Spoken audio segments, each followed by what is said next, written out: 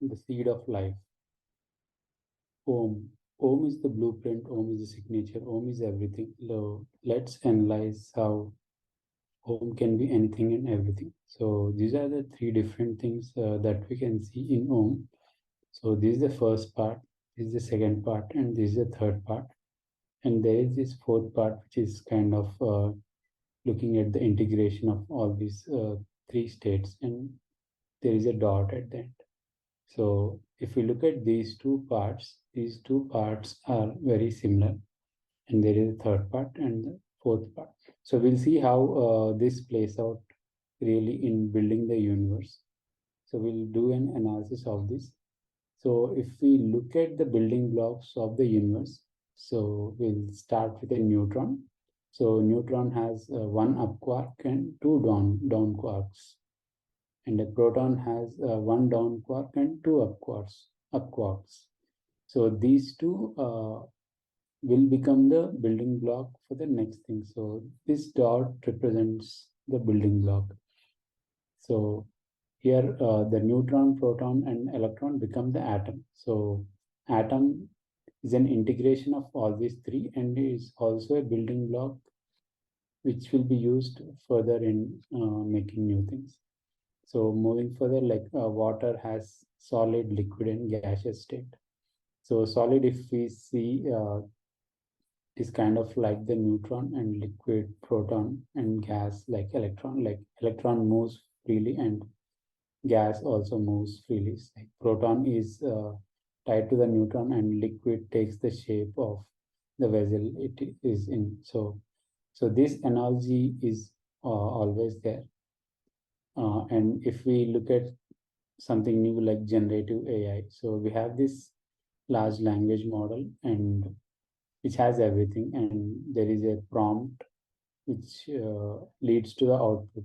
So this, based on the prompt, the output is seen. So integration of all these three is the generative AI.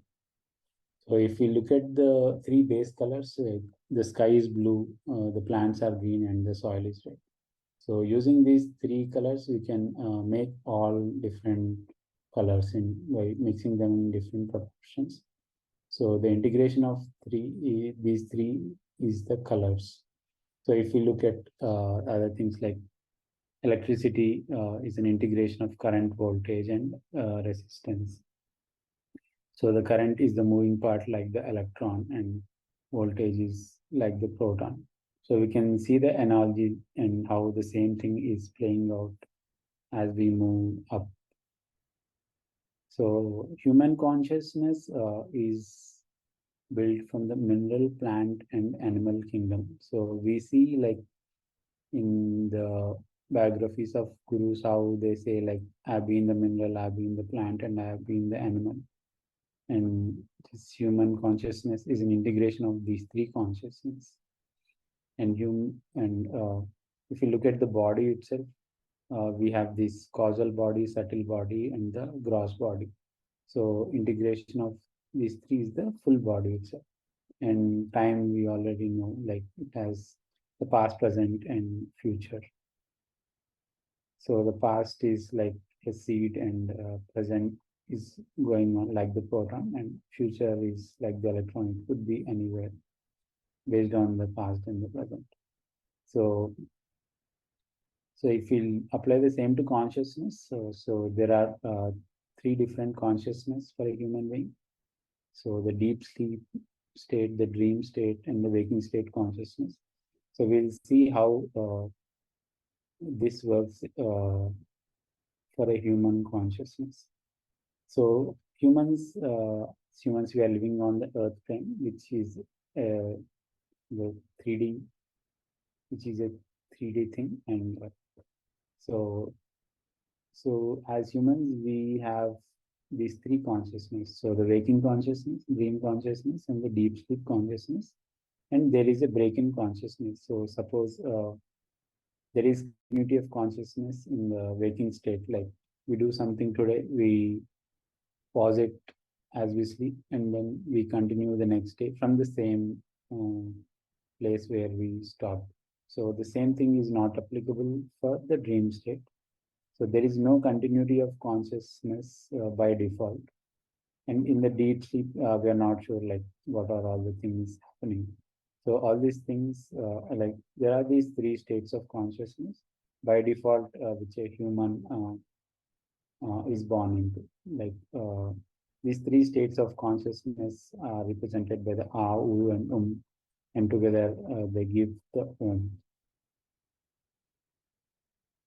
So Mandukya Upanishad is the one that talks about these states of consciousness, and it has 12 mantras, and there is Shanti mantra for all the Upanishads, and the Shanti mantra for Mandukya Upanishad says this thing like we should see and hear everything auspicious, and let we live a full lifespan, and may gods be auspicious to us.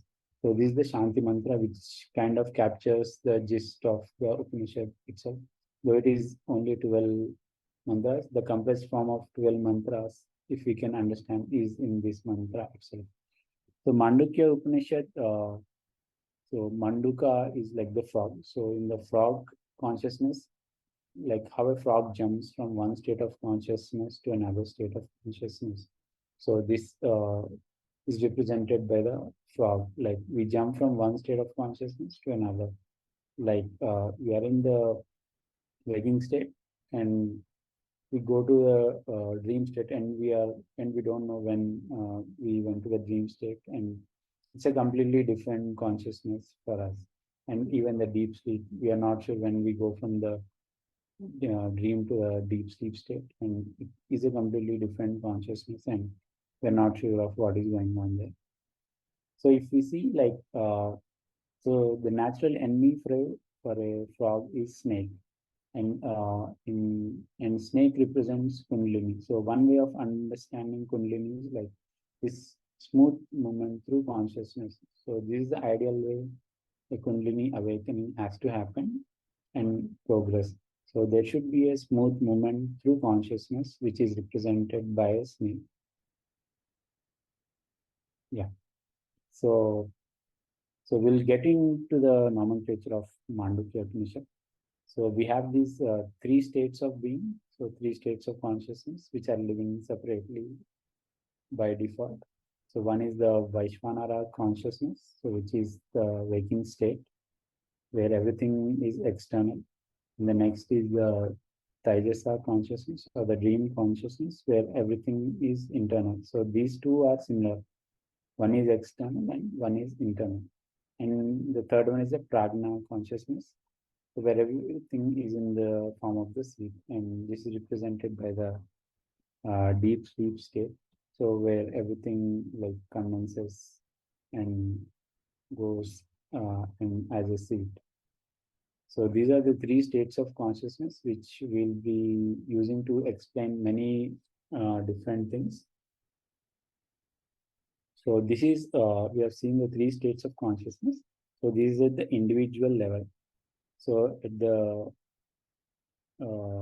group level, like if you see, so the consciousness for Vaishvanara is Virat. So we see in Mahabharata like how Sri Krishna shows his Virat Rupa to Arjuna. So this is the Virat, which is the togetherness of all the Vaishvanaras.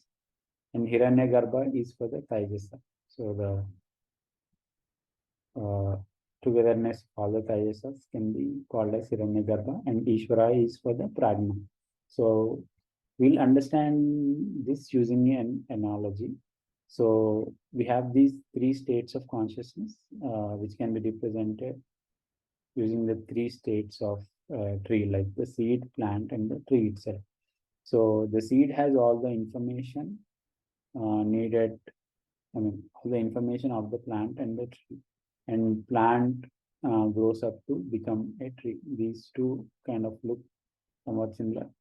But seed like doesn't give any information out, but it has all the information within itself. So we'll be using this seed, plant, and tree way of approach so to understand like many complex things overall. So So as we go from one dimension to another, like moving from a lower dimension to an higher dimension, the information kind of reduces, and also the density reduces. So if you see like the Upanishad itself, so there was like one Shanti mantra which kind of brings out the gist of all everything, which and the 12 mantras which become the Upanishad itself, and the Bhashya for the Upanishad, which has like more than 200 verses and explanation itself. So if we see as we move up in consciousness, so the information reduces, and as we come down in consciousness, the same thing like blows out manifold. So this is the way like Om becomes the universe itself. So we have seen like the earlier examples, like the same underlying blueprint was used to build like the fundamental things, and they were used in turn to build the complex things. So this is how like the gross to subtle thing phenomena work. And using the same, extending the same, like so if we see at the prajna level, at the seed level, there is only this vision. So to understand this practically, like Sri Aurobindo had a vision before the World War One. Like this was the vision that he had, like armies of different nationalities advancing along the road. So he could interpret like this is the beginning of World War. This was during the World War One time. So this is how it works. Like you do not get the full information from the vision itself, but it needs an interpretation. So this is how like Nostradamus could predict the future. So he was like having visions of things, and he was explaining, he was interpreting them, and he had to do it in a encrypted way so that uh, people could take it, and the king, I mean, no one else is offended by that, and he's safe. So this is how like the interpretation. So the vision to interpretation works, and from the Mahabharata itself, like Karna has a dream like wherein he sees many different things, like how the war would take place and what all things would happen at the end of the war. So as part of the dream, like he has seen like how Arjuna was sitting on a white elephant, like which shows like Arjuna would be successful in the war, and few and most of the warriors from the Kaurava side who ended up in defeat. Like they were going on camels in the southern directions, and most of them were wearing a red turban, and few of them were wearing a white turban. So the people who were wearing the white turban, they survived. They did not get killed in the war. So, and the ones who were wearing the red turban, they they were killed in the war. So this is how like the dream showed like in a concise and an encrypted way the entire information related to the war to Karna. So he discusses the same with Lord Sri Krishna before the war. So so this is how like the dream state only plays, I mean, only becomes external in the as a in the Virat consciousness. So the seed and the dream and the actual thing. So the seed has everything. So the dream also shows the dream in a concise format, and the tree has the full information. I mean, it's the full blown thing of. So if we look at the elements in how they fit in here, so the space element is representation of the seed, and the air and the fire elements.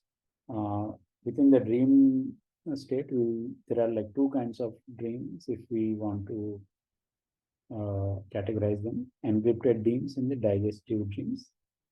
And at the Virat consciousness level, we have this water and element. So the omen and event. So this is the omen depicts the event. So we'll analyze these dreams and omen event in the future coming slides. So another important aspect here is, so whenever we do like spiritual sadhana, so we are moving from the Vaishwanara to Taijasa consciousness. So the amount of fire in the body will increase. So like people generally say that they feel the heat when they do the sadhana. So because they are trying to get into the Taijasa consciousness, and there is a fire over there. So on the external part, if you see like doing homa helps us like moving higher in consciousness. So this kind of helps us like getting used to the fire outside, and also growing up the fire inside. So this is how we can understand the elements. And if you see the forces, so we have gravity, which can be equated to the space, and we have the strong and weak nuclear forces, and then electricity and magnetism. So these are like two sides. I mean, these are like seen together. So we can see like omen and event. Like we have said, like how omen depicts the event, and magnetism and electricity like form the same bond. So we can see them together. So if we look at the five Pandavas of Mahabharata, Yudhishthira is at the space consciousness level, and Arjuna is at the represents the fire element, and Bhima the air element, like Vayuputra, and Arjuna is the fire, has the fire element. So Draupadi is very much attracted to Arjuna. So Draupadi, who is born out of fire. So we can see that connection of like why Draupadi is more attracted to Arjuna. And Nakula and Sahadeva are the twins, like electricity and magnetism, and the omen and event thing that we have seen earlier. So in this way, if we can analyze our scriptures, it would like give us a deeper understanding of the scripture itself and how it can be applied to everyday things. So now we'll get to the dimensions, like how we can explain these dimensions like, from a human's perspective. So by default, we are in the Vaishwanara consciousness, and we have access to Tejas and Prajna consciousness. So these will be the three dimensions. The fourth dimension is an integration. So this is a microcosm and macrocosm. So Virat consciousness is the fourth dimension. Hiranyagarbha is the fifth, and Ishvara is the sixth dimension. So if we see like when someone's third eye opens, so which is the sixth chakra, so they can know the past, present, and future of everyone. So within this dimensions. So and we have like many different ways of reaching the sixth chakra, as discussed in our scriptures. In 6 to 7, there is no specific way, because but this is for the as far as humans are concerned. So if we see like what next from the sixth, so the integration of these three is the seventh dimension, and seventh, eighth, and ninth together.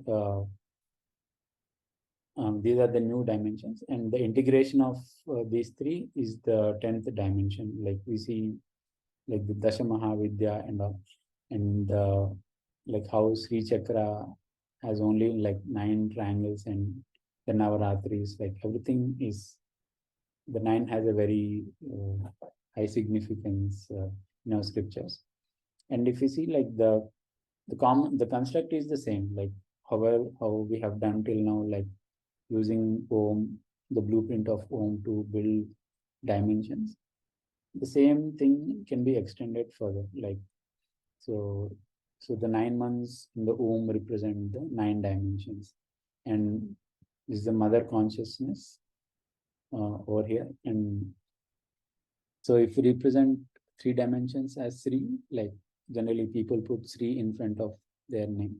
So if someone has like Sri Sri Sri in front of their name, we can say that they have come from the 9th dimension. So this is one way of understanding these things.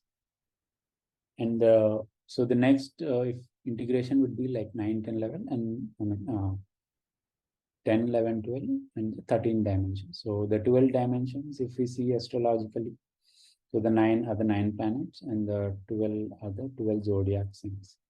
So, I mean, every human like spends 9 months in the womb of the mother and 3 months in the body of the father. So like the formation of the sperm and all, like it will take roughly 3 months, and 9 months is in the womb of the mother, and finally the baby comes out.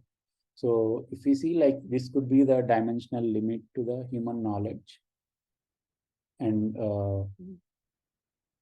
we can see the same like in Mahabharata, like the Pandavas spent 12 years in forest and 1 year in Ajnatavasa, where they have to be not known to anyone.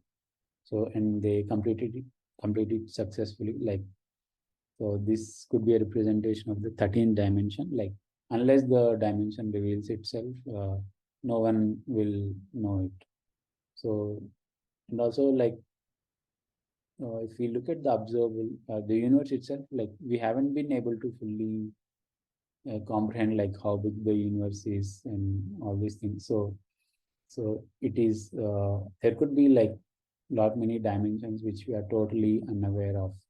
So, and our dimensional limit could be stopping us from even like understanding that. And unless we get some information from the higher dimensions itself, we may not be even able to comprehend them. So, but the underlying constructs can be the same. Like we are using the same Om blueprint to understand the universe and all the dimensions. So now, where do extraterrestrials fit in? Like, so we have seen like the blueprint is common, but the dimensional specific implementation could be different. So aliens could be like they they may not look like humans, so they could have some different ways and all. So so this fits in with the common blueprint and different implementation part. And humans are in the densest part, like our consciousness is in this densest part. So, and others are at a lighter density. So we'll see more of density, how it works and all in future slides. So if we see, like, we see some things like the pyramids, Great Pyramid and this Kailasa temple, and we are unable to comprehend like how these have been built in the present state of consciousness. So the only explanation is some greater consciousness came down to earth, or people residing on earth at that point of time had a greater consciousness, and they could build these greater things. Like if you see, like sonic levitation was uh, a technology that was used to levitate the rocks and put them in place. So we are not sure like what that even means right now, but this was the technology used by the greater conscious, the people who were in that greater consciousness, or with help from the beings who were at a greater consciousness who came down to the earth planes. So extraterrestrials visited the earth planes and helped humans build the pyramids and all. So this is this way of understanding like explains many things. And if you see like consciousness or frequency, like we are at the lowest frequency, like the physical realm is less than 333 kilohertz. So this was mentioned in a channeling with Bashar. Like we'll sorry for the typo. So we'll see more about this in the next slides. So so people, I mean, whoever is in higher dimension, they can easily access the lower dimensions. So, and Nikola Tesla has clearly said, like, to understand the universe, we have to think in terms of energy, frequency, and vibration. So, if we can integrate these three, like, we could get some building block for the universe itself.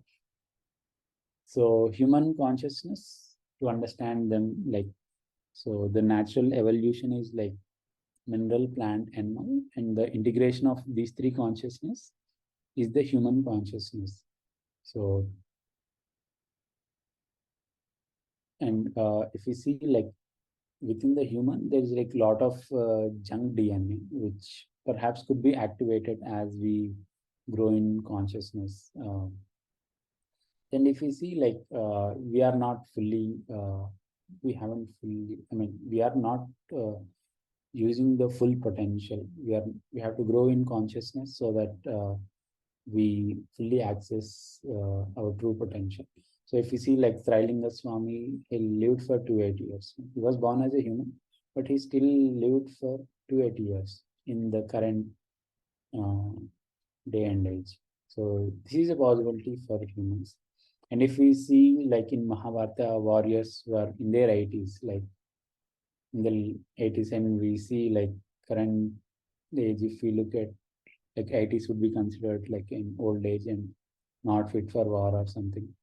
So they had injuries every day during the war, and they would recover quickly and continue war the next day itself. Like no one was taking rest. Okay, I got injured, I'll take rest for a day or two. That wasn't happening in those times. So because their bodies were lower in density, so and they could take the impact. Like we see clear descriptions in Mahabharata itself. Like one warrior was hit with 5 arrows, like Krishna was hit with 12 arrows. Like all those things are clearly there, which would like mean fatal in the current day and age. But they could take that many arrows because their bodies were lower in density, and that is how they could quickly recover and take that many injuries. So, and if we see like Sri Rama had the arms were extending below the knee. So this is part of one of the slokas of Ramayana. So if we see like the bodies have evolved over a period of time or the from densities, and right now we have this current form. Then we have like different extraterrestrials who have come and tried to uh, bring in their DNA over here onto the earth plane. So if we see like, is there any reference from the Purana to this? Like Shanmukotpatti is one, like wherein Shiva's DNA is there's a lot of difficulty in bringing that and fitting it so that it lives in the earth plane. So this is how like Lord Murga was born. So this is from the Puranas, and we see like clear analogy to how like extraterrestrials have come down and tried to bring their DNA to the earth plane. So this in divine births, we also see like how gods helped uh, give their amsha and make a human out of it. So all these things are there. So this is how like we can understand human consciousness and time. So this is like a very confusing thing if we look at it, like how time fits in the overall scheme of things. So time is nothing but integrating the consciousness. So we'll look at an example. So someone is sleeping in one room, and they were moved to another room during the sleep itself. So when will they come to know about this, that they were moved to this other room? So only when they wake. So only when they come down to the waking consciousness, they will come to know that they have been moved to another room. So there is no time factor involved in this. So whenever they come to that consciousness, they will come to know that, I mean, they will experience that they are in a new room. So extending that, so in the Hiranyagarbha, we have the Taijasa being. I mean, gods can interact with the Taijasa being. So, and once this Vaishvanara sleeps and integrates with the Taijasa, so that interaction could be experienced. So, I mean, gods like don't wait for that person to sleep and come to the dream consciousness. So they interact with the Taijasa and give that experience. So whenever we reach that part of consciousness, so that experience can be seen. So for someone who is like sensitive, whose Kundalini has awakened also, so they get this sudden urge to sleep. Like, So there is some activity in this part of the consciousness, and they quickly fall asleep, and they have that interaction with the beings in the Hiranyagarbha. So this is how things work. And so generally time is referred to as the fourth dimension. So as we have seen with the Om blueprint, like integration of these three is the fourth dimension. Like we get this fourth dimension. So Vaishvana, Tejasa, Prajnana. So it's like they are living at the same thing in different timelines. So Tejasa, it lives the same in the dream consciousness. And Vaishvanara lives the full-blown thing. We will have an example in the next slide to understand this one. So everything is here and now. So how we see time is like feeling of moment in consciousness. So time is nothing but a derived thing. It's not an absolute one. So the way we move in consciousness is what defines time. So in the Virat consciousness, time is like semi-rigid. So we'll see like how it is semi-rigid in another slide. And time is flexible in the Hiranyagarbha, and there is no time in the Ishvara Prajna consciousness. And the space and time break down, as we move higher in the consciousness. So this is how we can understand time. So to understand this, we'll go through this example. So Dickinson is a person born in the US. So when he was 5 years old, so he had this dream of him drowning in a pool, and saw this great light in the dream itself, and he could see Swami Vivekananda in the dream, and he was saved in the dream itself. So, and post that, few years passed, and in 1893 he got a chance to meet Swami Vivekananda, and he could clearly realize like this was the same person who they had seen in the dream. So this is like many years before. In the dream consciousness, Swami Vivekananda gave Dickinson, saved him in the dream so that it doesn't spill over to the Virat consciousness, to the Vaishvanara.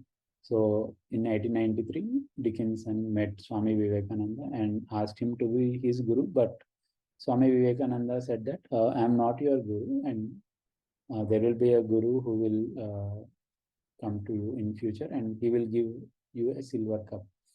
So Dickinson finally could meet, got the silver cup from Paramahamsa Yogananda after 43 years.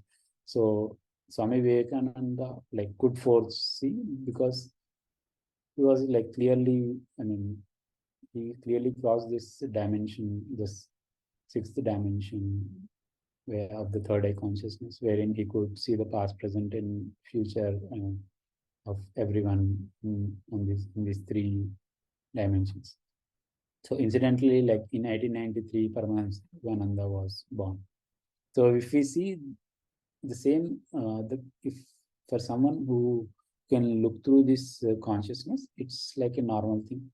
But for us, it could mean something like out of the world. But for someone who is working in this state of consciousness, it's like seeing through that time. These are all normal things. So this is how we can understand continuity of consciousness, how yogis can see through time. So if we, to understand yugas, this Mandukya Upanishad way, clearly explains it. There's no other better explanation that I can think of. So Kali Yuga, Dwapar Yuga, Treta Yuga, and Yuga. So these are the four yugas which represent the four states of consciousness. In the time part, Kali Yuga is 432,000 years, and Dwapar Yuga is twice of that, and Treta is thrice of that. So this clearly shows time is directly proportional to consciousness.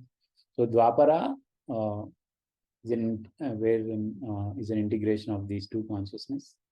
Treta is these three consciousnesses together. In Treta, people could easily access these three and move through these three states of consciousness. So this is how we can understand these yugas. And if you see like a clear example which proves this is that like astras are there in Dwapara and Treta Yuga, but they are not there in Kali Yuga because astras. So there is a break in consciousness in Kali Yuga, and astras are left out in this higher consciousness, and we are not able to clearly access them. So whenever there is a break in consciousness, we call it a Sandhi period, and there is a turbulence in this time. Like there will be wars and all. At the end of Dwapar Yuga, we see like this mega war, Mahabharata happened, and there is a break in consciousness. We'll see examples of that later. So these are we understand the yugas, and in the Mahabharata, like these two consciousness, there was no break in this blue line. There was no break in consciousness, and people used to move freely across. Like Arjuna was visiting the gods, fighting Lord Shiva, and all. These were all like common things in the Dwapar Yuga because these two consciousnesses were together. So, and once Krishna left the earth plane, like so, this break in consciousness came in, and all the divine things stayed in the Hiranyagarbha Loka, and only like few basic things like stayed in the Virat. So all the astras and all the knowledge related to astras is stayed in the Hiranyagarbha Loka. So that is why like we are not able to access the astras, all the great things, all the divine things of the Dwapar Yuga in Kali Yuga. So this like clearly gives an explanation of how this dimensions can be seen and how the yugas can be explained with this concept. So moving on, like how to access these higher dimensions. So if you see like the being is the same, the Vaishvanara, Tejas and Prajna, it is the same being, but the only thing common is like the breath. So the breath is not stopping. I mean, all the basic functionality of the body is not stopping the heartbeat and all. So if we can somehow access to the way of accessing would be like we concentrate on breath. So this could be one way of accessing this higher consciousness. And mantra is like directly take is working at the pragma, I mean at the seed level.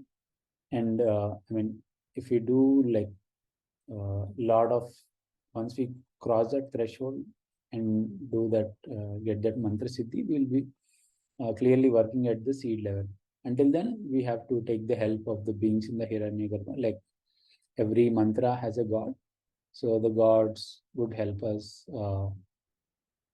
I mean, as we chant the mantra. So this is one way of understanding the mantra. And visualization is like so the dream becoming reality. So visualization is like we say that you assume. I mean, imagine that it has already happened. So it's kind of like making something in the Hiranyagarbha consciousness so that it flows down to the Virat. So this is how visualizations work. I mean, can work. So what are the risks of like merging of consciousness and all? So we see like psychedelics, which have been like getting more and more, which are becoming more and more like mainstream and accessible.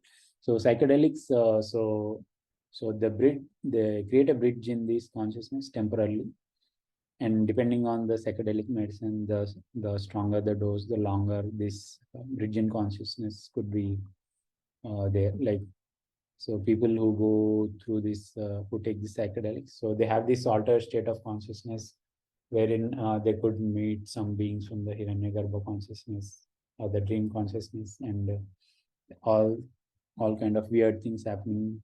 So because they could move freely through this consciousness with Taijasa and Vaishvanara working together. So it's a, this could be really a scary thing if someone is not fully prepared for that one. And I mean, whoever is taking care of and giving the psychedelic medicine, that person or the shaman in most cases, like they are like well trained. And so these are some of the risks associated with psychedelics. And in the risk we can think of, like merging of these two consciousness when the person is not fully prepared and not fully aware of the thing. So it's like two people working together, and it can lead to some imbalances to the person and his personality and all. So all these things can be explained with this joining of consciousness and all. And Kundalini, like it can be like really unsettling for someone who is not really prepared. So it's like a short circuit of consciousness. Like you seem to be everywhere. You seem to be like seeing many different things which are not generally visible. So Kundalini could be like a risk in many cases where the person is not fully prepared and all. So how do we explain death? So death will start with the near-death experience. So near-death experience is nothing but the Vaishvanara sleeping and Taijasa waking up. So once this Taijasa wakes up, he has this like really great altered state of consciousness, which the Vaishvanara was never exposed to. So they in the near-death experience, like they see like many different things and they have a completely different view of life. And then once the body is like back, they come back to the Vaishvanara consciousness, and their life is like completely, they look at lives in a completely different way. So Taijasa can move freely in the Virat consciousness. So that is why we see like someone who had that near death experience, they could see themselves in the hospital bed, and also this can be explained this way. And so once the Vaishvanara dies, he merges into the Virat consciousness. So this is, as an example, if we see like Shishpala dies and emerges into Krishna himself, though Shishpala was like constantly abusing Krishna and Bali, but even then he merges into the Krishna consciousness. So, and sometimes we see like sudden death when it happens, like so the so Vaishvanara is not fully like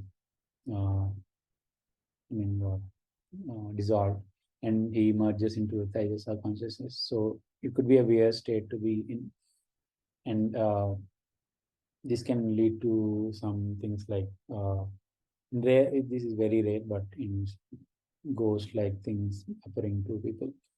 So this can be explained like with this sudden death, wherein these two separate beings, remnants of one being stay in the other. And once the Taijasa consciousness is there, so there is this free movement, and some of the like belief systems like heaven and hell are carried over to the Taijasa, and so they go through that. I mean, they have that experience of heaven or hell, because here the imagination, I mean, immediately comes into the existence. So in the Hiranyagarbha. So Taijasa, if he has a belief system, I mean, I've done this sin, I have to go through hell. So the actual, it really happens in that consciousness. So it's all like internal to the Taijasa, and they do not have any like real places or somewhere where the Taijasa goes and all. So this is in one way a good thing, like the soul, I mean, the Taijasa is purified of any sins that have been done, but they are, it is not a real existence thing. And bringing back the dead, we can think of like waking up the Vaishvana. If we can work in that consciousness, and someone can has access to this consciousness, so they can bring back the dead. We have many examples in our scriptures and also in yogis life, so wherein they could bring back the dead. So if we can work in that consciousness, it would be a normal thing. Otherwise, it would seem an impossible thing. And ancestors, like whoever dies, like they go into the Hiranyagarbha loka. So ancestors are there in the Hiranyagarbha loka, and so within that, so there is the lower astral and the higher astral plane. which kind of like shows the fire and air element. Like, so they are, if someone is dead and they are stuck in the belief system, and so they'll be stuck in the lower astral plane. So they'll be stuck in the fire element. So it is recommended, like perform tarpanam with water to these departed souls, so that they could easily move up into the higher astral plane here. So if at all they are stuck in the lower astral and like unable to bear the fire, so to ease the fire, like it is recommended to give tarpanam with water, so that is eased. So, and the time window to meet the ancestors is like the Mahalaya Paksha. So everything is like uh, has a time window, like, so that I mean everything is defined in the scriptures. So, and whoever is living in the Hiranyagarbha, like the ancestors, they can meet and help. So during this time period or in general, so whatever help they can, they will be doing it, and it is possible. So that is why it says like take care of ancestors and give them tarpanam. So these are all recommended. So if we look at from the earth point of view, so earth is moving from the Virat consciousness to the Hiranyagarbha consciousness. So how can we say that earth is in the fourth dimension?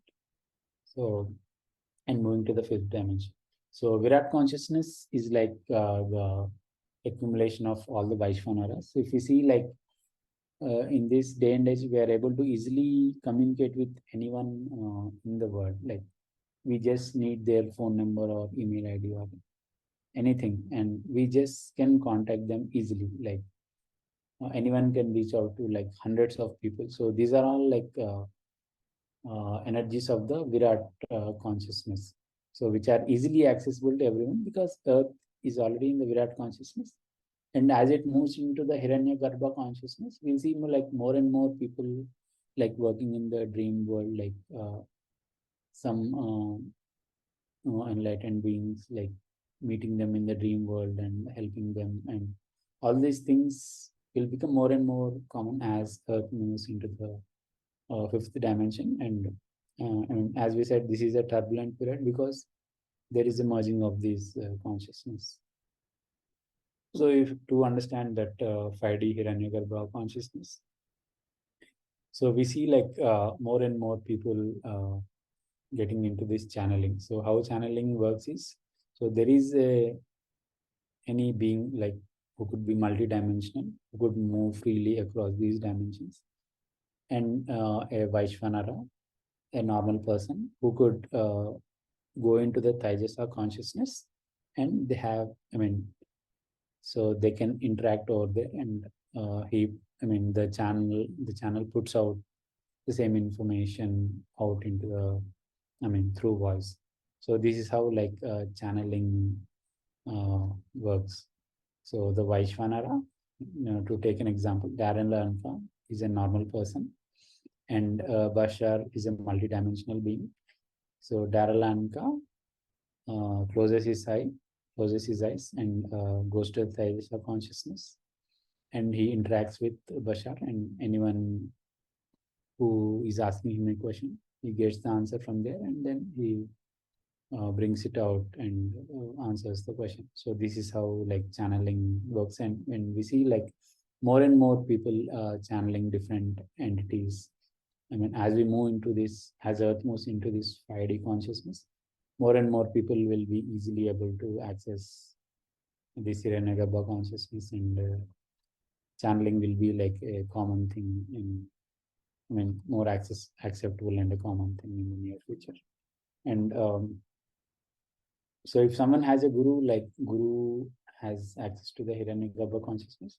So if there is some danger lurking in the future, so what guru does is, he sees the thing like sprouting in the Hiranyagarbha consciousness, and he reduces the intensity of it, and finally it would be a small thing that the outcome is very small, in the waking consciousness. So Guru kind of reduces or he can amplify or reduce the effect of whatever is there.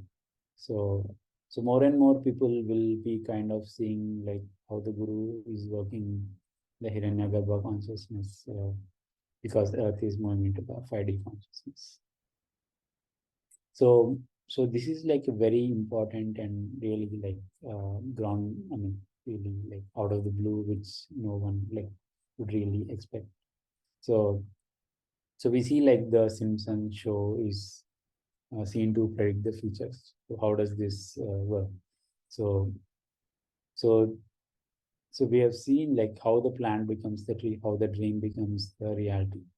So someone who is have access to this Hiranyagarbha consciousness, so they can upfront see like what is coming up, and then they show it as a movie or as a show. So this is how we can say like movies predict the future. Like this, whoever is making the movie is at a high level of consciousness. Like they could access the Hiranyagarbha consciousness and see, and then they make a movie out of it, and it shows up. And also it could be like not every movie will show the future also. It's like the digestive dreams and encrypted dreams which we'll be exploring more. So this is how the ideas flowing from the Hiranyagarbha to the Virat or Taijasa to Vaishwana.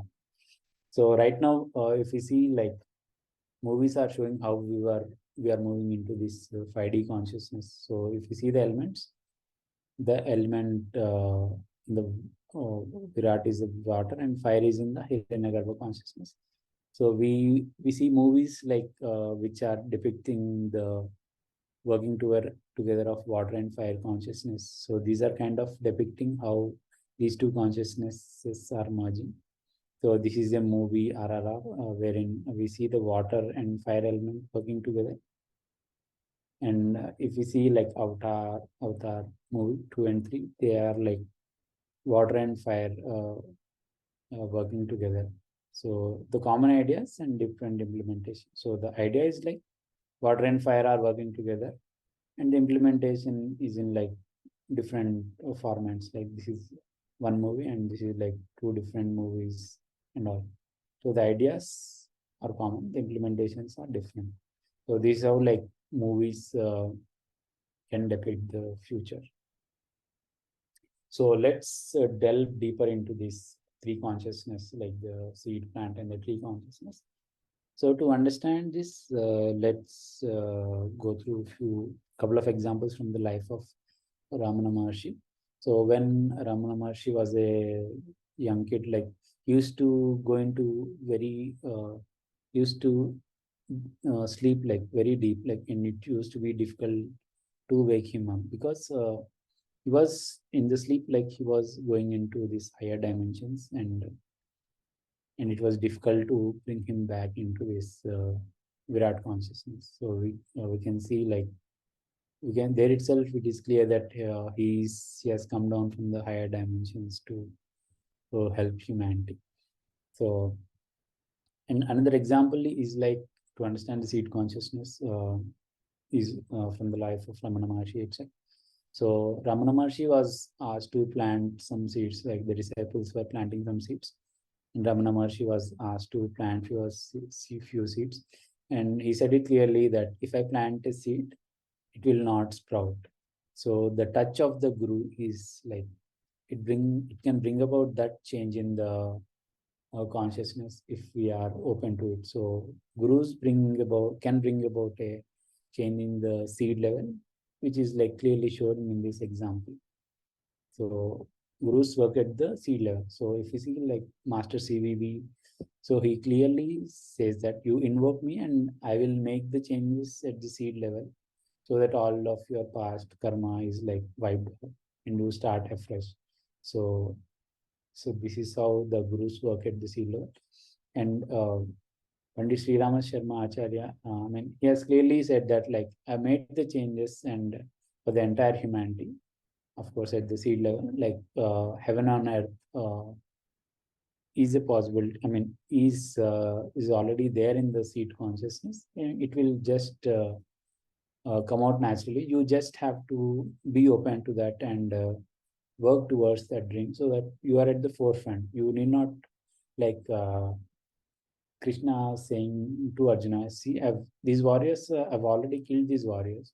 You just have to stand in front and do whatever is needed. So this is how you can understand this seed consciousness. So then we move to the dream consciousness, which is like the plant equivalent. So this is in the Hiranya Garbha Loka. So wherein we have flexible space and time. So in the dream, like we can live like many years at once. All those things are possible in the dream consciousness. So if you see like the grafting technique, wherein we can make changes at the to the plant and attach some other stem so that that comes out. So this is a technique at the physical level. Um, so in the dream consciousness, it's all an internal experience.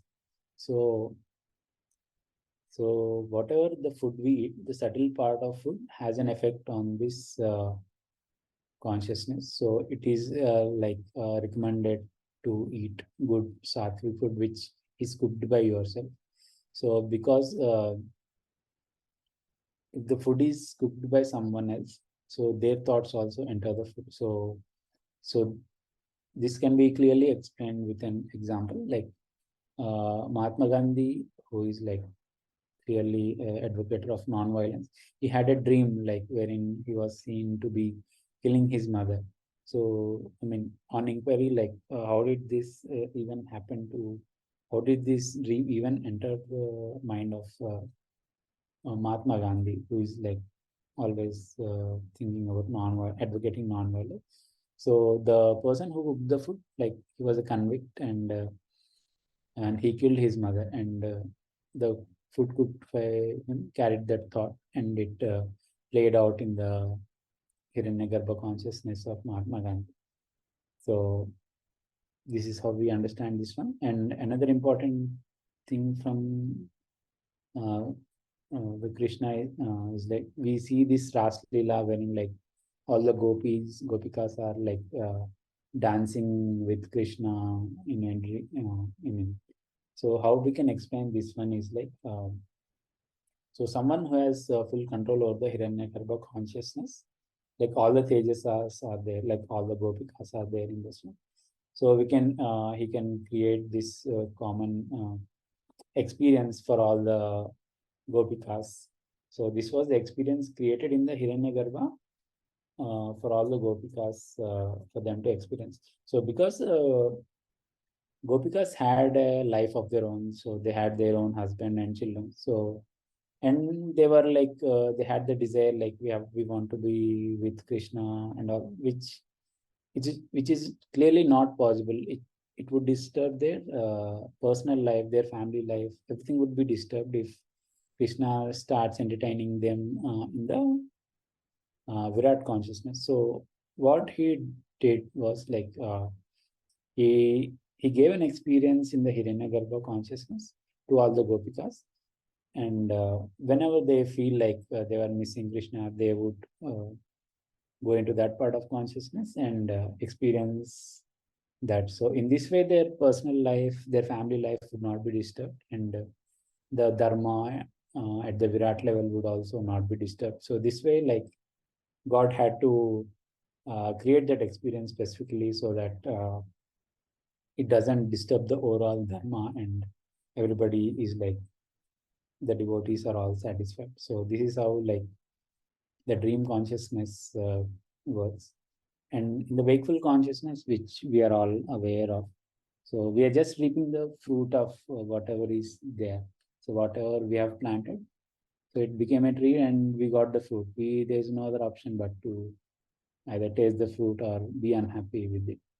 So this is the external experience part where the gross part of food plays the part, like Vaishvanara. I mean, the body derives the energy from the gross part of the food, and it's kind of like the space and time are like fixed, but using the as above so below construct.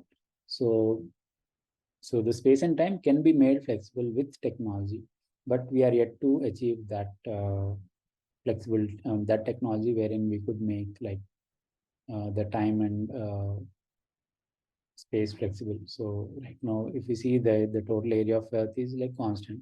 So if we had something like a floating cities, so we would create more space.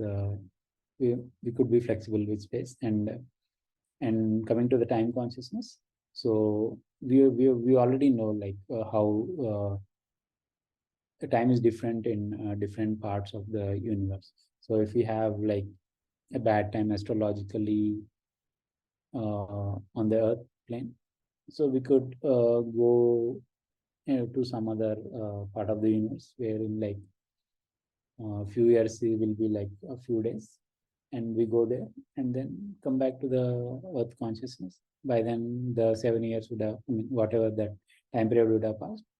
So so there is that flexibility of space and time which we could work through in the near future, and so that we can make things look good for us.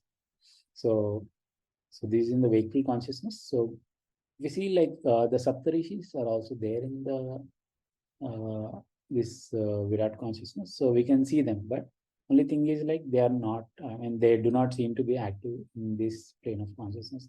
So even if we see like gurus like Ramana Maharshi stayed on the at Arunachalam all his life, like gurus like stay at one place all through their life, and they seem to be not doing anything on the physical plane, but they are really working in the higher dimensions. So that is where their actual work is.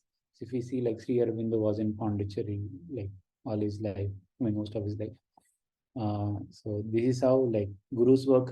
They are working in the higher planes. So they're not really working in the lowest plane. Whatever the work they do in the higher plane, that will anyway percolate down. So it's better to work in the higher plane, so have to have the maximum impact. That was wakeful consciousness. So we'll look at some practical aspects of how things work, how seed consciousness works. So we'll look at like how birth affects, like birth has a major effect on the person's life. So this is from the Mahabharata, wherein so Satyavati calls Vyasa his son, like to, I mean, to bring up the next generation of kids, because the males they died, and they needed someone to continue the family tree. So Vyasa was called to, I mean, impregnate the queen, and Ambika was the queen, and she, I mean, during the process, like what she, I mean, she could not, I mean, Vyasa wasn't like very good looking or something. So she couldn't see him, and she closed his eyes. And I mean, I should not see, I should not see. So that thought got imprinted into the seed, into the birth of Dhritarashtra. And he was born blind. So this is how we can understand the making of the seed, like how like we have to be extremely careful when we are making a seed, and how it like plays out in the life of the, I mean, that plant or the tree or the person itself in this case. And if you see like the Kauravas, like um, I mean, Gandhari was jealous, like Kauravas weren't born before Pandavas. So she hits the womb of, she hits her womb out of jealousy, and it breaks into 100 different pieces of consciousness, and all the Kauravas are born out of that. So if you see, like jealousy has been imprinted into their life in the seed itself, and we see the same playing out clearly in all through the life of Kauravas, especially Duryodhana, who is the first child. So he was jealous of Pandavas all through his life. And another example is like the birth of Karna. So Kunti has this boon from the sage,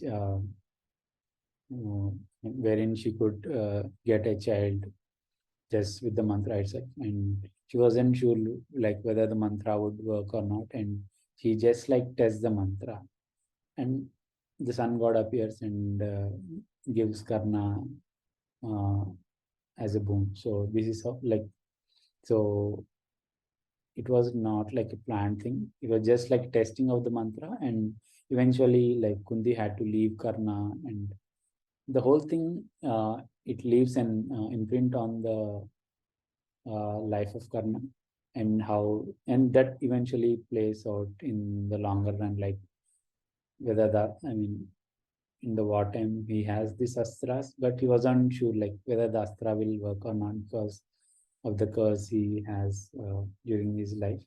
And also like he was supposed to be in the kingdom, and he was like he grew up somewhere else, so Kunti leaving him somewhere else. So all these things, like the what we put into the seed eventually comes out, so we have to be extremely careful with that. And the birth of Pandavas, the intention was clear. And so I want a child who has these qualities. So the intent has to be clear when giving birth, and the same thing will play out in the life of the person.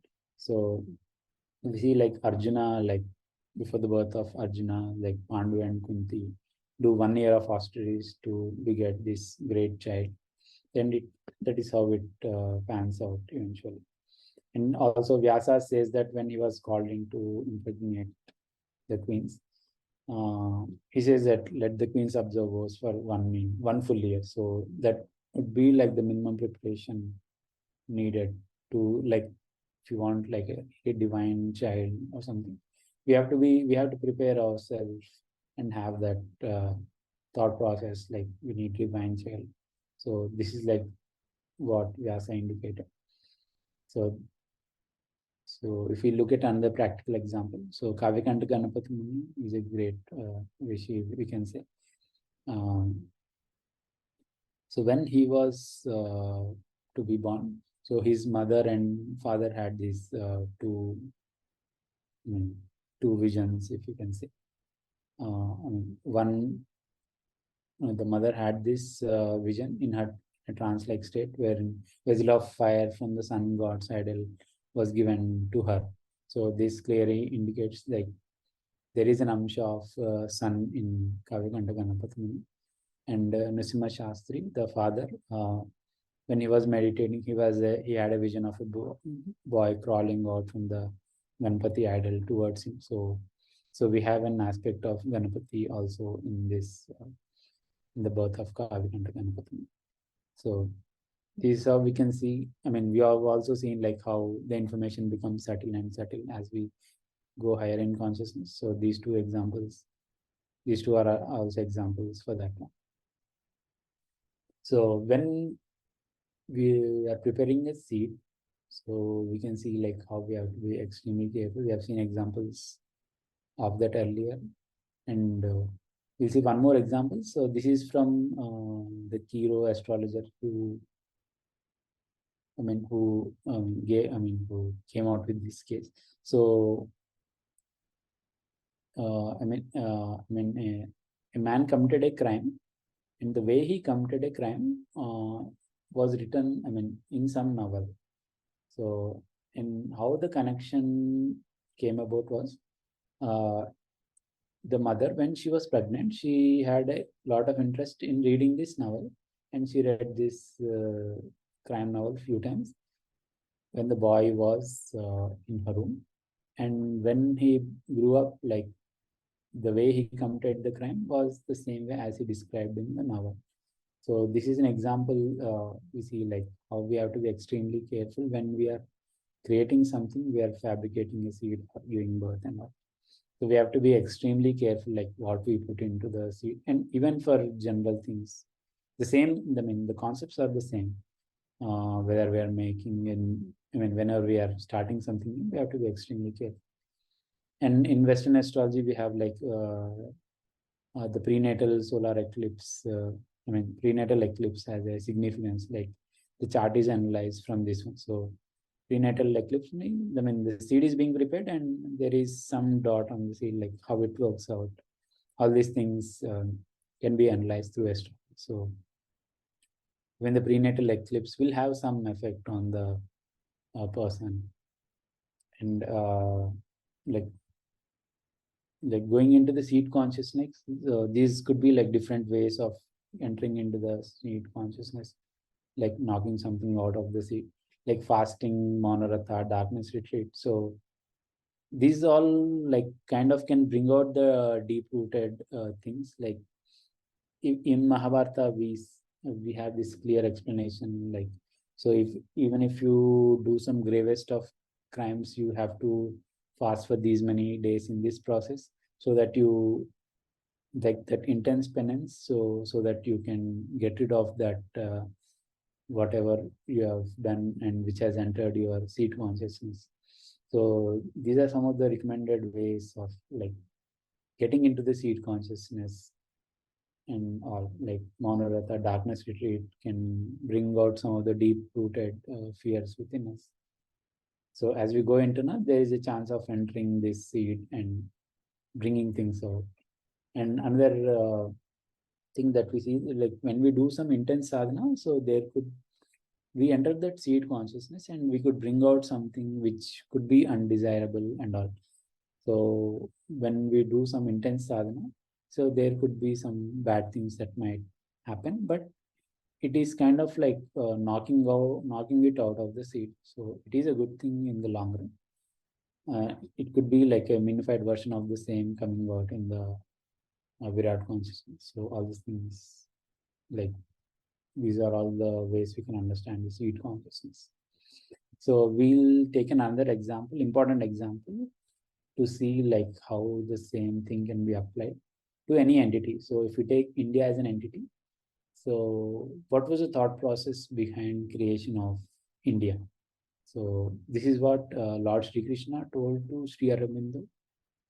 So he clearly said that I am raising up this nation for Sanatana Dharma. It is not for themselves. I mean, it is for Sanatana Dharma that India is rising up, and it will be of service for the world. So this clearly went into the seed of India. So this is how I mean, right now we'll see in the near future how India is growing, and it will grow further, and it will spread Sanatana Dharma all across the world. So this was in the seed. So, I mean, the same rules apply whether it is an individual or a state or a country. The same rules has to be applied. So this water went into the seed, eventually it will come out. So, and we see the example of Pakistan. Like what went into the seed of, I mean, creation of Pakistan? Like Jinnah, this was from his speech in Lahore in Lahore at 1940. So he said that Hindus and Muslims are separate, so we can't live together. We have to be separated. So this is what went into the seed of Pakistan. So we can see how it played out clearly. Like Pakistan was together like East and West Pakistan. It got separated into Pakistan and Bangladesh, and we see it still playing out. I mean, like people are asking for a separate Balochistan, and so whatever went into the seed, it also affected India indirectly. I mean, so India, got separated into India and Pakistan, and we still see some entities who are asking like we want Khalistan and all. So whatever was sown, that is eventually coming out in different ways. So this is how we can understand this seed consciousness. So so the seed has been prepared. Like, so do we have to just leave it out? Is there no other way? So the thing is like we can go to the seed consciousness, and correct it out. So mantras is a great way of doing it. So bija mantras and all, like they are like definitely working at the seed level. So correcting the seed itself, and eventually it will play out in the dream and waking consciousness. So everything is here and now. So we can go to the seed consciousness if we can and correct it or in the dream consciousness and correct it there. So all these things are possible. So this is what like we are seeing, like Joe Dispenza and people like Joe Dispenza are working at the seed consciousness level. Like what is the underlying root cause of something like a long-term disease or anything which the body is facing. So they get to the root cause and they knock it out, and immediately the person will heal. Like the waking consciousness will, will feel it immediately working out.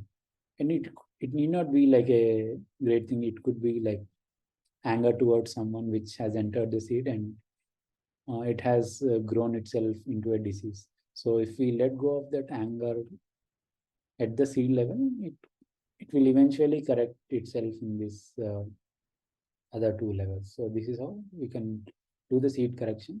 And another important thing, like how seed consciousness works, is an example. Like Dolores Cannon, she did a lot of hypnosis and all, like healing people and all.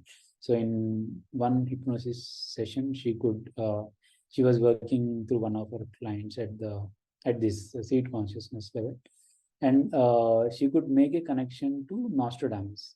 So Nostradamus, he was like like hundred a year before or something. Like she could connect to the consciousness of Nostradamus and have a conversation with Nostradamus, and Nostradamus like explain like how his interpretations, like this is how this should be interpreted, and all. He explained like many things which he could not explain clearly, like back then or when he was in that consciousness. So she wrote a book on that, like Conversations with Nostradamus, a series of books. So this is how we can, there is a possibility of working at the sea level. We are not fully aware of how to do that, but all this is a possibility which uh, maybe we can get to know how to work and eventually work in the future. And working at the dream level or the astral level, like upping things at the astral level. So these affirmations, visualizations, rituals, and mantra with the help of the archetype gods. All these things work at the plant level. All the dream level. So rituals, mantras. Mantra actually, once it, uh, the real mantra works at the sea level. But if we done enough number of times, but if done few number of times with the help of the archetype god, so that thing can be corrected here. So here we'll understand the dreams, which is like a very important thing. So in the waking consciousness, we have like lots of thoughts. We take lot of food which carry some thoughts. We see many images of all videos and everything. We interact with many different people. So all these things, we go with all this baggage into this dream consciousness. So with all this baggage, the mind tries to clean up everything. So this is the first thing the mind does when it enters the uh, dream state. So if we see that analogy, like, so whenever the food enters the stomach starts digesting the food. So if any food doesn't get digested, it will turn into a poison. So the same can be applied to thoughts. If some thoughts are like not cleared up regularly, they will eventually might end up as a disease or something. So it is very important to have like, have as minimal number of thoughts as possible. And the digestive dreams are the ones that get rid of all these thoughts. So these digestive dreams, like they seem real, as if they are happening in real life. So this is the first kind of dream. So wherein it's just like getting rid of the baggage, whatever we have carried over. So this is a one type of dream. So the another type of dream is the encrypted dream. So wherein we go into this deep sleep, and then we are coming back into this dream consciousness. So encrypted dreams. So where the seed has just sprouted into a, this is one way of understanding. The seed has just sprouted into a plant. So So here we can see the information compression working. So these kind of dreams seem like, I mean, they can never happen in real life. We have seen like in earlier slides, like Karna's dream, like how it can never happen in real life. So these are all like concise and encrypted dreams, and they will eventually end up in the Virat consciousness. So if we have to make some correction, we have to we can correct it in this consciousness. So this is what gurus do. So you need not ask the guru like, do me this, do me that. So they work in this dream consciousness and mitigate whatever I mean bad things that might happen, enhance good things that can come in. So they work here and they take care of the things even before we asking them for it. So it's generally recommended like do not ask anything gurus for anything. They already take care of the things. So basically, the encrypted dreams are the ones that we have to really concentrate upon. The digestive dreams we can simply ignore because they're just like they cannot come back again. So they are digested and like so encrypted dreams. So these are the important ones. I mean, it's better to even make a note of these dreams. Like in encrypted dreams, we could be like interacting with animals or like like someone like eating their own passport or like which can never happen in like real life. So these are all like encrypted dreams. So in the wakeful consciousness, what we can do is like the path correction. So we are already getting the fruit of our actions, like whatever we have sown. So in the wakeful consciousness, like we can work with omens, astrology, vastu, feng shui, like vastu and all, to, I mean, like identify like when the problem is occurring, like do we have to do any ritual or like what is the time period, like have to be careful. So astrology is for that, and omens we can see like we can clearly see like how the event is going to pan out and make any correction immediately. Like when we are going on a journey, the seed itself, like within the first few seconds we should be able to know like what will happen in the journey. So like some bad omen in the initial stage itself, so it is recommended that you abandon the journey and come back again after some time and start the journey. So this is how like working in the Virat consciousness or the wakeful consciousness, wherein we do yoga, breathwork, meditation, so that it eventually percolates down and it is corrected. Exercise, meditation, and trap trauma. So the body, like there is some trauma in the at the seed level, and it shows up as like on the body, somewhere in the body, like the body is like distorted in that area. So if you can correct, I mean, in the physical level, we see like nowadays we see sessions to bring out the trauma and all at the wakeful consciousness level. But ideally, we can, if we can correct it at the seed level, that would be ideal. But otherwise, even working at this consciousness level, so there is some way of overcoming that. Like medicine, the disease has come, we do not know why the disease has come, but we take medicine and it goes away, like that thing. And exercise to keep the body fit, all these things are possible. So if we see, moving on, like so we have this breaks in consciousness, and if someone like is able to overcome these breaks in consciousness and can move freely through consciousness, like we have seen like Kundalini is represented by snake and how it smoothly moves across consciousness. So we can see like how we can work, like someone can imagine something in this consciousness and they can bring it out in, they can bring it into the wakeful consciousness. So all these things are possible. So if we can move freely through consciousness, only then these things are possible. And like someone making something out of vibhuti, out of thin air, like all these things are possible if we can move freely through consciousness. So if like we see like triangles in many like in Sri Chakra and all. So to understand this triangle, like we have the seed consciousness, we have the dream consciousness, and in the reality, the wakeful consciousness. So the seed and the encrypted dream, which in turn turns out into reality. So these three make a triangle. So the omen and event is one way of looking at it. So the omen depicts the event. So this is how we can see that entanglement working out here. So omen and event, like omen depicts the event. So however the omen has happened is the way the event will happen.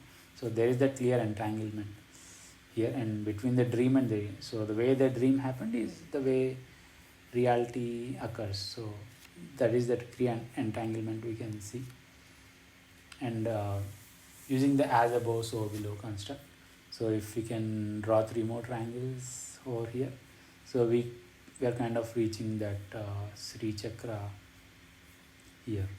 So within the consciousness and at the quantum level, there is no distance or time. So whatever change we make in consciousness, it will immediately reflect in that. So suppose we see that in healing sessions, like someone healing immediately, like within no time. So some change was made at the seed level consciousness, and it immediately reflected in the wakeful consciousness. Like if you go to a guru and go with some disease or something, and they say they do some change at the conscious seed level, and it immediately reflects within in like very short time. It reflects in the wakeful consciousness. So this is how we can understand this entanglement and consciousness. So like this is a very important one, like probably the very important take home from this video. So whatever we do is what we get. So whatever is there in the plant comes down as the tree. So if we were given an option of making a correction in the plant, so we should correct it there itself, and like we shouldn't like do something bad at the plant level, so that it immediately, it will come down to the tree level. So this is the event evolution or activation thing, which is we'll see two examples, one from Mahabharata and one in practical life. So this is from the Mahabharata, where Pandu,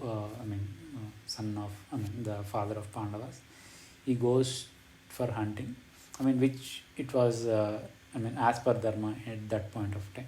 So he goes for hunting and he kills 2 deers. The only thing adharma he did was like he killed the deers when they were like in an intimate and together. So he killed them. So that was the adharma he did. So he gets a curse from, actually the 2 deers were like the rishi and his wife. They changed themselves to these animal bodies, and they were having that intimate thing, and at this time they were killed wrongly. So the sage curses Pandu, like whenever you get into such a thing, you will immediately die. So that was the curse. If we see here the same event, so there are 1 person and 2 animals involved. So and 5 arrows. The same theme plays out later. So Pandu and his 2 wives. So if we see the 2 wives, here the 2 deers. So the 2 wives, they can because of the curse, they can never get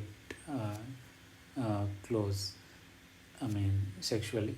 So if they do so, they die. So the curse plays out immediately, after some time. So, and if we see the 5 arrows, these are the 5 kids. The Kunti has this boon of like getting kids with a mantra. So she uses that because they could not get kids in the normal way. So they get the 5 kids. So the 5 arrows represent the 5 kids. So the 1 man, the same man here and here, and the 2 deers and the 2 wives here. So this is how we see like the same event. So whatever we do at the plant level, that it grows to the tree level. So we have to be extremely careful, like what we do at each point of time in our lives, because the same thing will grow and come back to us, wherein we'll have like no control of the things of the outcome. So this is an example, practical life example, wherein the couple had two children, uh, and on one day, like they could see like two rats near the puja mandir, and I mean the husband like did not like the rats being there, and the wife asked the husband to just leave the rats like outside and come, but the husband was adamant and he killed the two rats. So, and after like some time, like the couple who had like two kids, and the two kids died. So if you see, like the same event was activated and it evolved into this thing.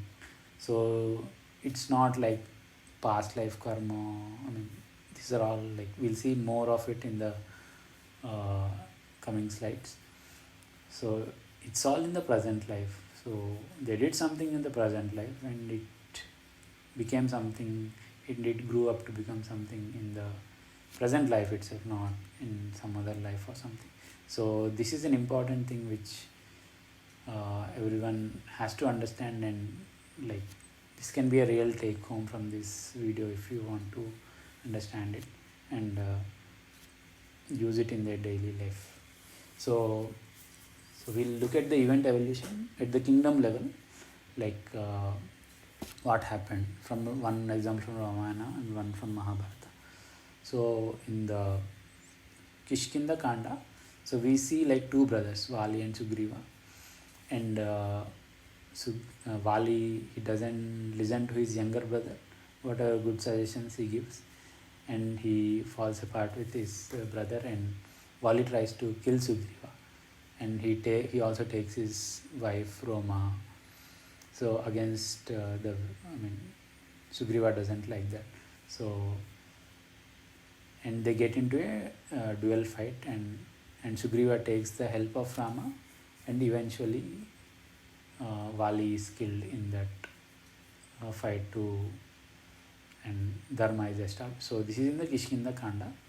If we see, the decision made here by Lord Sri Rama, I mean, fixes the future, like the same theme played out in the Yuddha Kanda with Ravana and Vibhishana, again brothers. Like Vibhishana was like saying like follow the good path, don't give back Sita to Rama and all, but Ravana never listens. It's the same theme playing out, the fight between the brothers, and taking someone else's wife without her consent, like so, and the dual fight becomes a full-fledged war in the Yuddha Kanda, and the same dharma is established. So whatever happened here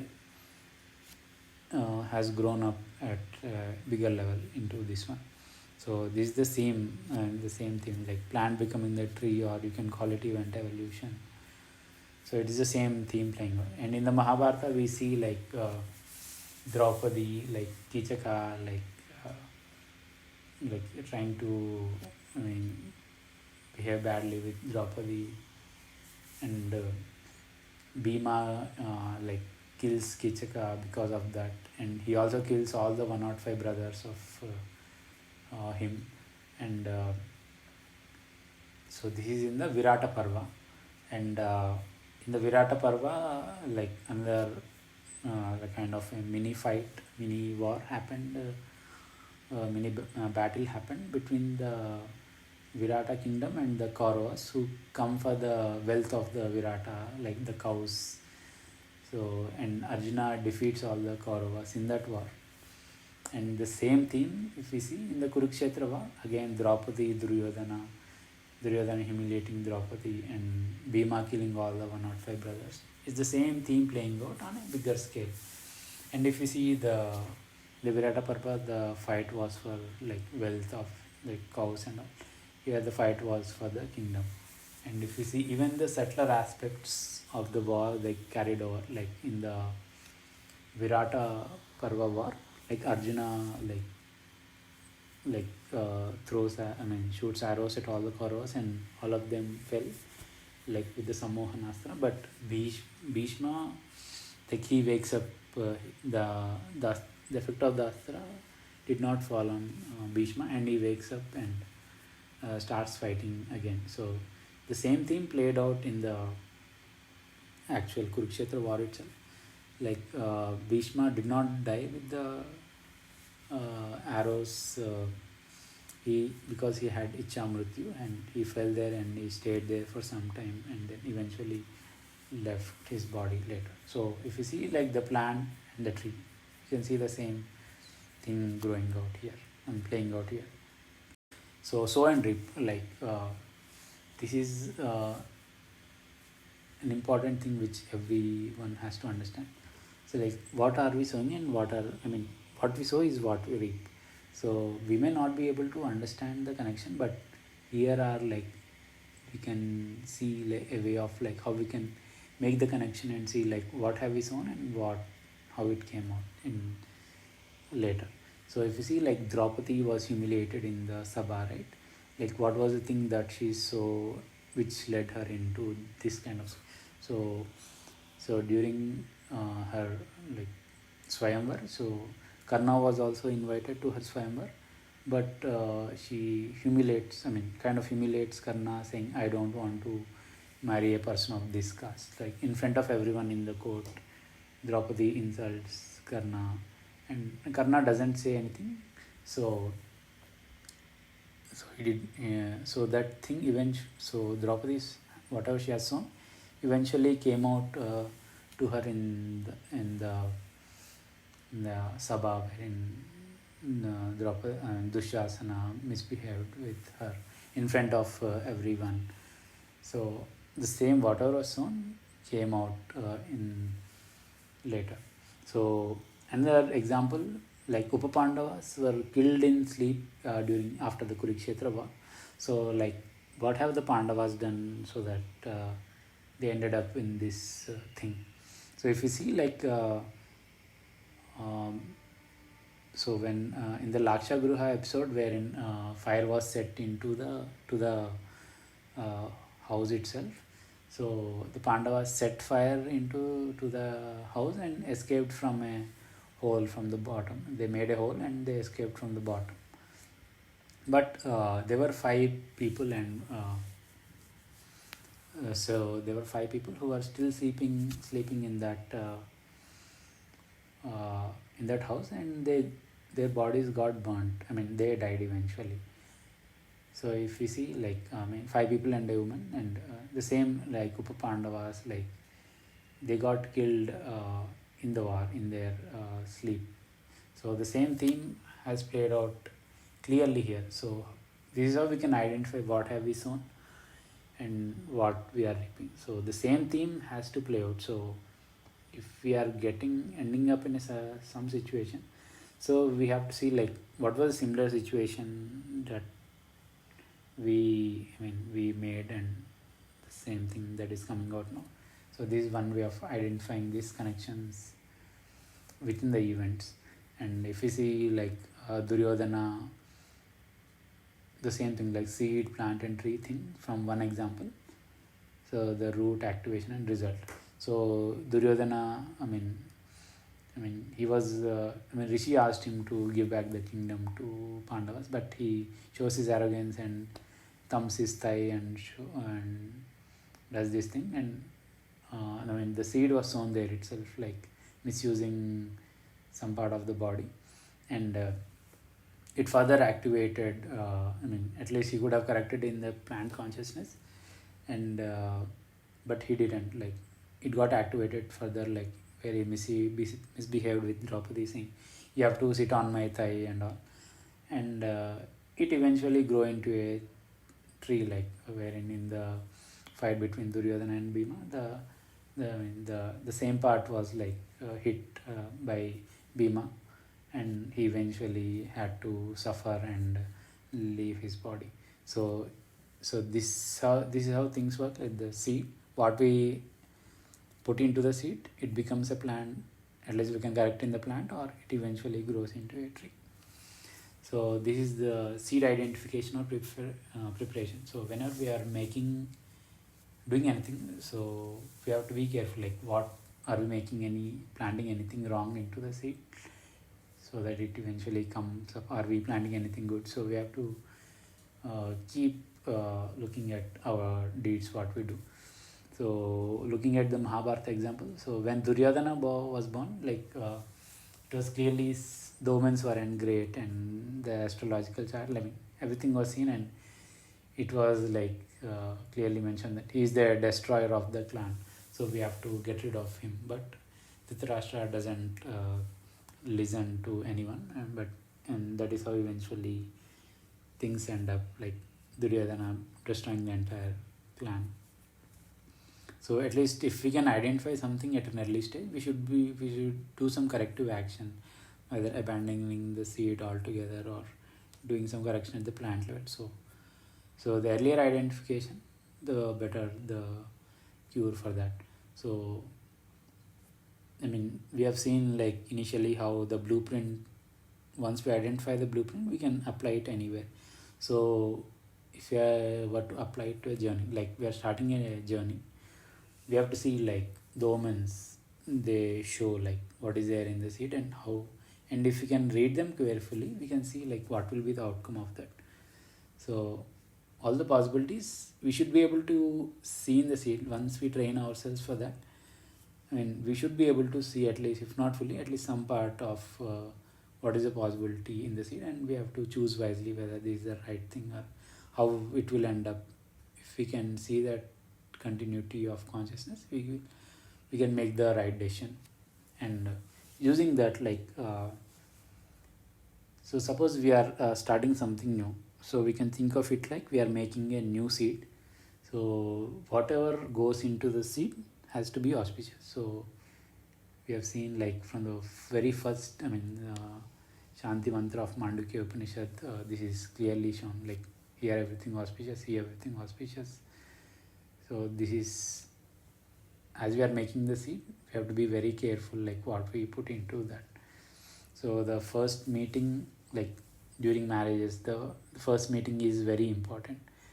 So in earlier days, the muhurta was chosen so that the bride and the groom meet at that auspicious time itself, and not at, they do not even see each other before. So the seed itself had to be the strong, even when they are meeting physically, it had to be an auspicious time, so that the seed, everything correct goes into the seed. So this is how we can use the blueprint and makes things work for ourselves.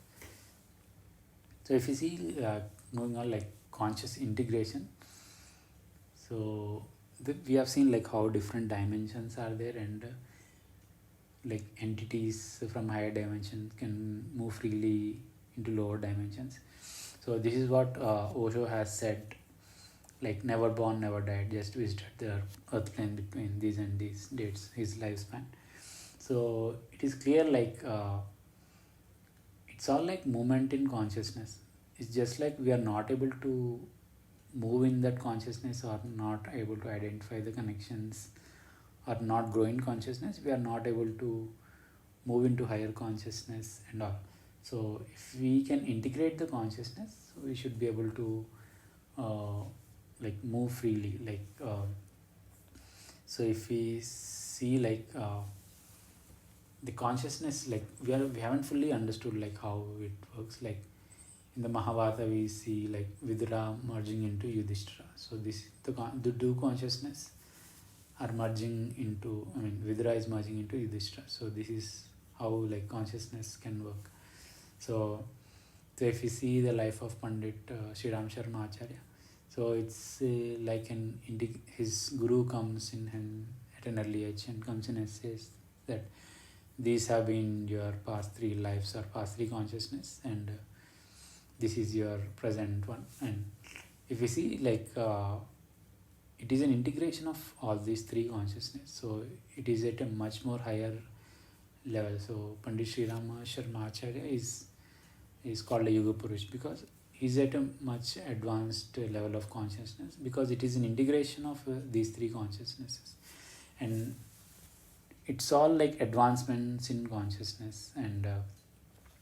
And if we have to address this past life thing, like what is past life, is past life really there?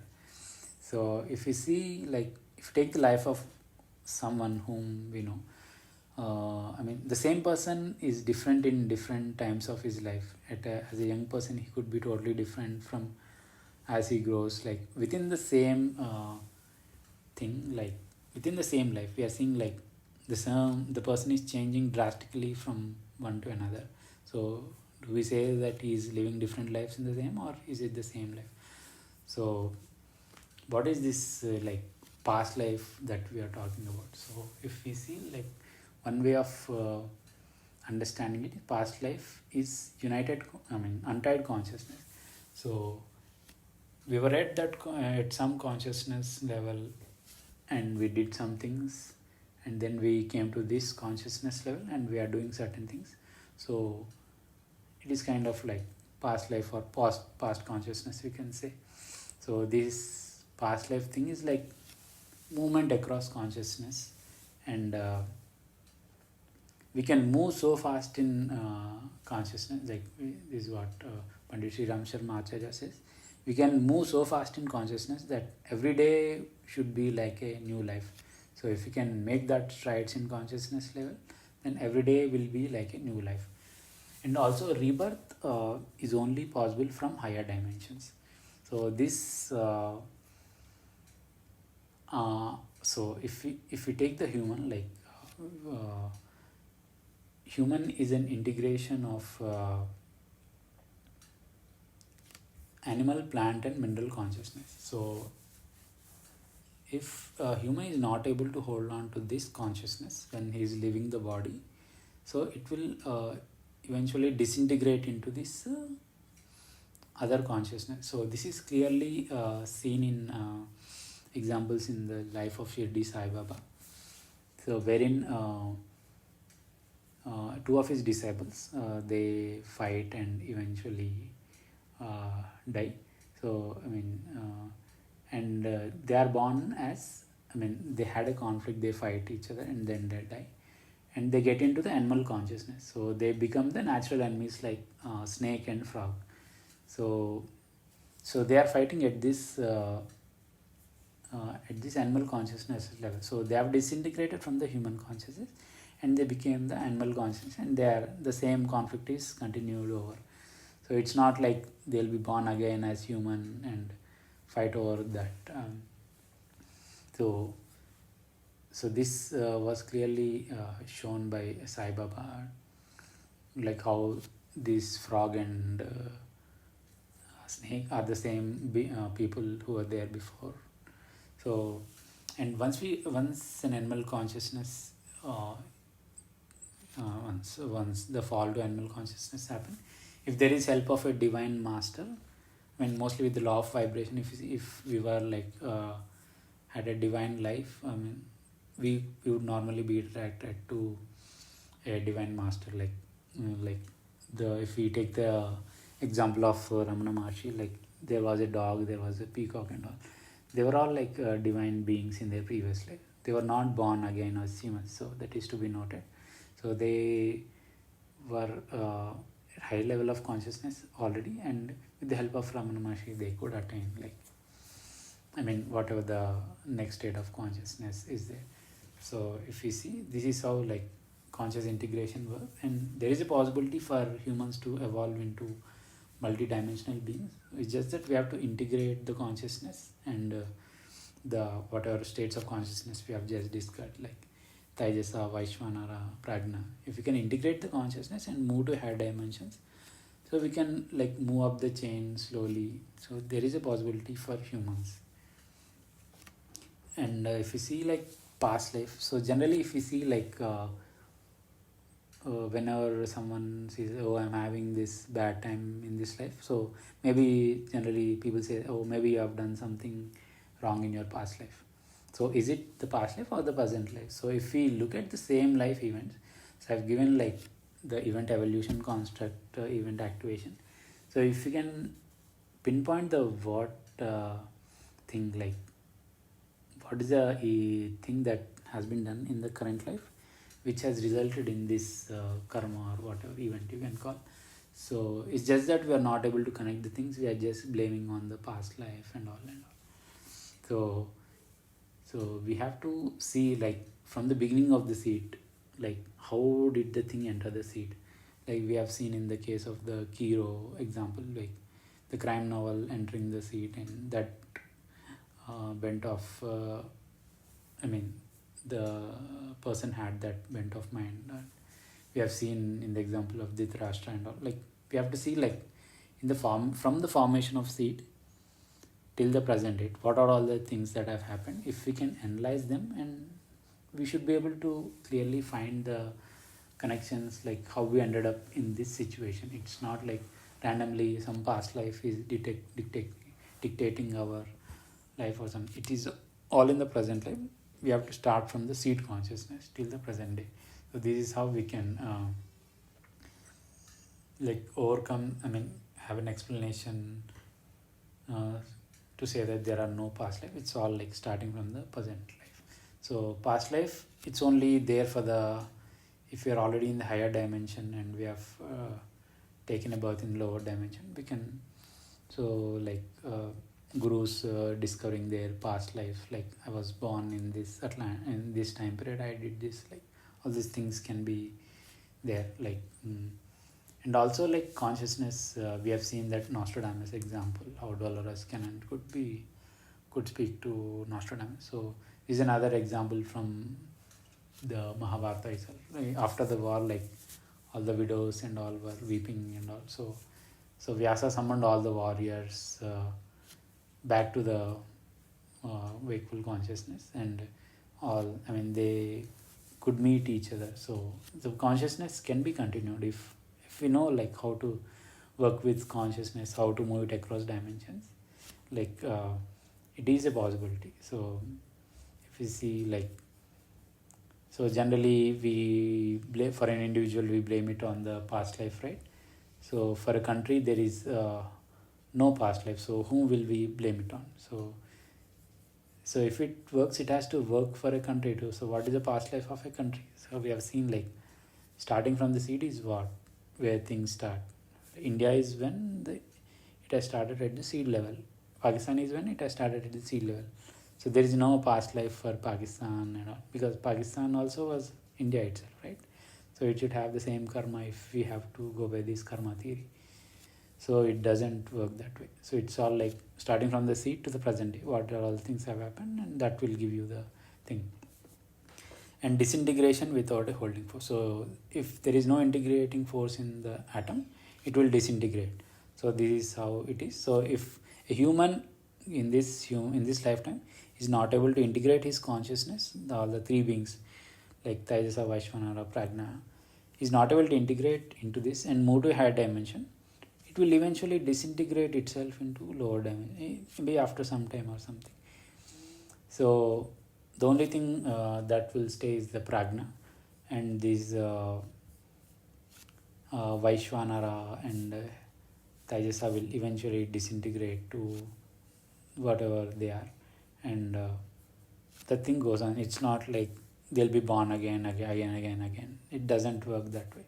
So if we integrate and move to a higher consciousness, we have that option to come down to lower consciousness, take birth, and like Osho has said, like, never born, never died. We said that I came to this consciousness, I took a birth, now I will go back to some other consciousness. It's like that. So we have to connect the consciousness and evolve to a multi-dimensional being. So that is a possibility for human. So what will happen, like, so the consciousness breaks down further and further, and eventually it will get cleaned up, like the digestive dreams, like whatever thoughts you are putting in, they get cleaned up eventually. And so if there is a strong integrating factor which is holding things together, then we can see, like, Narada, scriptures say that Narada, like, lives through the kalpa is like everything goes back to that, everything is dissolved into one consciousness, but Narada is like able to hold himself together, is he able to integrate and hold his consciousness together even during that time. So he lives through that dissolution of consciousness too. So so we can see like that is how this human consciousness breaks down into further, unless there is a stronger force acting. And even Jiddu Krishnamurti says like what is it that is, he questions like what is it that is taking rebirth. So questioning the rebirth itself, like whatever the accumulated entity, which is nothing but a continuous modifying moment of thought, and it got accumulated over a period of time, and eventually it will disintegrate itself after death.